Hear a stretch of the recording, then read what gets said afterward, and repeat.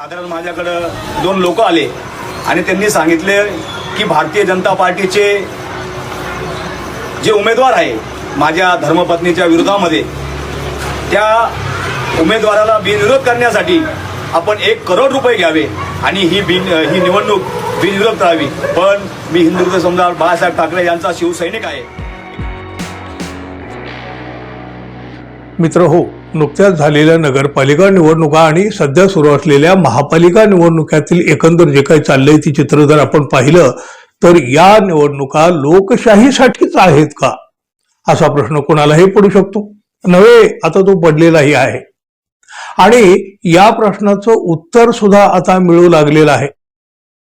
राजकीय संघर्ष आणि सत्ता स्पर्धा एवढ्या टोकाला गेलेली असताना अनेक ठिकाणच्या निवडणुका बिनविरोध होत आहेत आणि बिनविरोध निवडून येणारे उमेदवार हे फक्त आणि फक्त सत्ताधारी पक्षातले आहेत. निवडणुकांच्या इतिहासामध्ये असं कधीही घडलेलं नाही. ते सगळं काही आता घडू लागलेलं आहे. विरोधी पक्षातल्या उमेदवारांना धमक्या देणं किंवा मग नोटाची बंडल त्यांच्या तोंडावर फेकून त्याला उमेदवारी अर्ज मागं घ्यायला लावणं आणि मग आपण बिनविरोध निवडून आल्याचा नकली गुलाल उधळायचा, असा हा सगळा प्रकार असल्याचा आरोप विरोधक तर करीतच आहेत.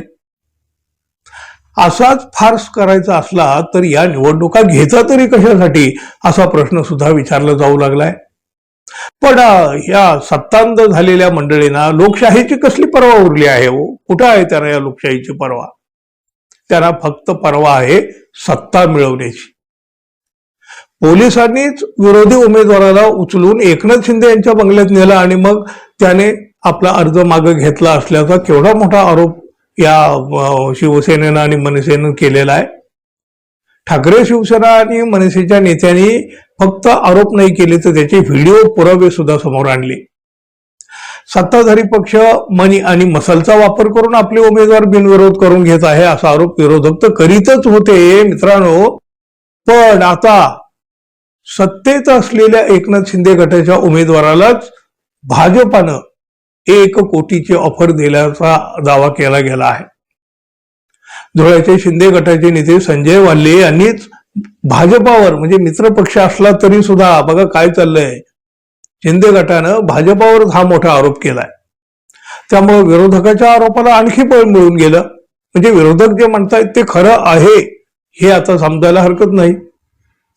धुळे महापालिकेच्या प्रभाग क्रमांक 10 मधून शिंदे गटाचे महानगर प्रमुख संजय वाल्ले यांच्या पत्नी सविता वाल्ले या निवडणुकीला उभ्या आहेत. या ठिकाणी वाल्ले यांच्या पत्नीनं निवडणुकीतून माघार घ्यावी यासाठी भारतीय जनता पक्षाकडून 1 कोटी देण्याची ऑफर आली होती, परंतु आपण ही ऑफर नाकारलेली आहे असा दावा या वाल्ले यांनी केला. याबाबत वाल्ले यांनी त्यांच्या सोशल मीडियावर एक व्हिडिओ देखील पोस्ट केला. त्यामध्ये संजय वाल्ले म्हणतात, माझी पत्नी सविता वाल्ले हिनं प्रभाग 10 मधून उमेदवारी अर्ज भरलेला आहे. मात्र अर्ज माघारी घेण्याचा शेवटचा दिवस होता. त्याच्या 2 दिवस आधीपासून धुळे शहरामध्ये भारतीय जनता पार्टीनं अक्षरशः हैदोस घातलाय. लोकशाही पद्धतीनं होणारी निवडणूक होऊच नये यासाठी उमेदवारांना अर्ज मागे घेण्यासाठी कोट्यावधींच्या ऑफर दिल्या जात होत्या असा आरोप त्यांनी केला.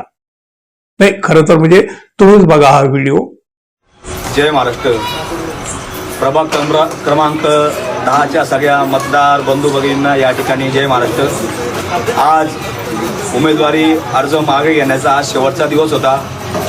माझी धर्मपत्नी सौ सविता संजय वाल्ले ही प्रभाग क्रमांक 10 मधून आपल्या जनतेच्या आशीर्वादाने या ठिकाणी उमेदवारी अर्ज भरलेला आहे. परंतु गेल्या 2 दिवसापासून या धुळे शहरामध्ये भारतीय जनता पार्टीने अक्षरशः हैदोस घातलेला आहे की ही लोकशाही पद्धतीने होत असलेली निवडणूक ही होऊच नये. सगळ्या उमेदवारांना खाली माघार घेण्यासाठी 1 करोड रुपयाची ऑफर या ठिकाणी देण्यात येते. आज मला देखील 1:15 वाजेला साधारण माझ्याकडं 2 लोक आले आणि त्यांनी सांगितले की भारतीय जनता पार्टीचे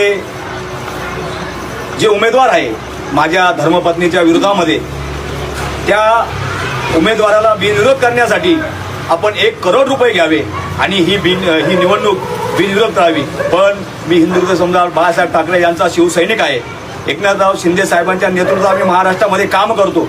शिवसेना ही कधी पैशासाठी काम करत नाही. 80% समाजकारण आणि 20% राजकारणासाठी आम्ही या ठिकाणी काम करतो.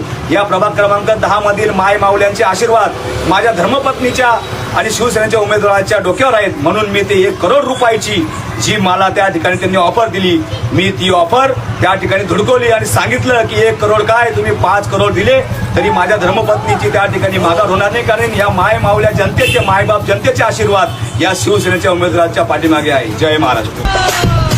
आजच्या गावात माहिती काय म्हणाल मित्रांनो आता?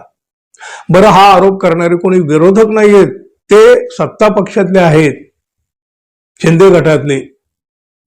आता एकनाथ शिंदे गटच भाजपावर हा आरोप करतोय बघा. बरं, असे आरोप काही एका ठिकाणी झालेले नाहीत, कुणी एखाद्या दुसऱ्या उमेदवाराने केलेले नाहीत. सगळीकडे हेच आरोप होत आहेत आणि आपले उमेदवार बिनविरोध निवडून आल्याचा ढोल सत्तेतलेच हे पक्ष वाजवत आहेत. विकतचा विजय आणि फोकटचा गुलाल, कुठल्या पायावर लोकशाही उभी राहील तुम्ही सांगा मित्रांनो. धन्यवाद. पुन्हा भेटू. नमस्कार.